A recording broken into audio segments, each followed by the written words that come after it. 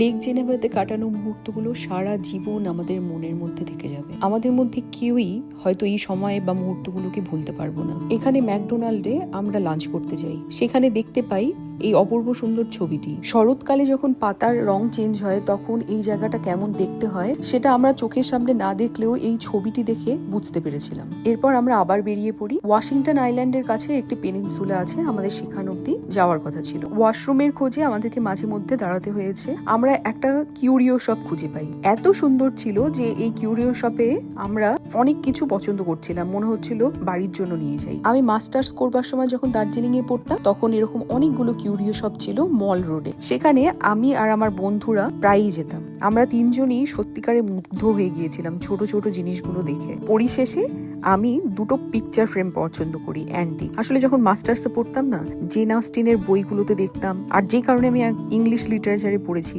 যে ভীষণ সুন্দর সুন্দর সমস্ত পিকচার দিয়ে ওরা ঘর সাজায়। সেন্স অ্যান্ড সেন্সিবিলিটিস নভেলটার কথা খুব মনে পড়ছিল, তাই আমি রিকোয়েস্ট করলাম যে আমি দুটো ফ্রেম নেব। অমনি আমার হাজবেন্ড দুটো সুন্দর ফ্রেম আমাদের জন্য ওঠালো, যেটা দিয়ে আমরা বাড়ি ডেকোরেট করেছি। এখন আগামীতে দেখাবো। বেলা হু হু করে বেড়ে চলছে আর আমাদেরকে পৌঁছাতে হবে সন্ধ্যা হওয়ার আগে, তাই জন্য আমরা আবার রওনা দিয়ে দিই। আমরা কিন্তু সেদিন রাতে সব থেকে পছন্দসই বাঙালি খাবারই খেয়েছিলাম নিজেদের হাতে বানিয়ে। কিন্তু সেসব গল্প নিয়ে কালকে আসছি, আজকে সবটা দেখাবো না। কালকে দেখাবো লেক মিশিগান আর ওয়াশিংটন আইল্যান্ডের অপূর্ব সুন্দর ভিউ।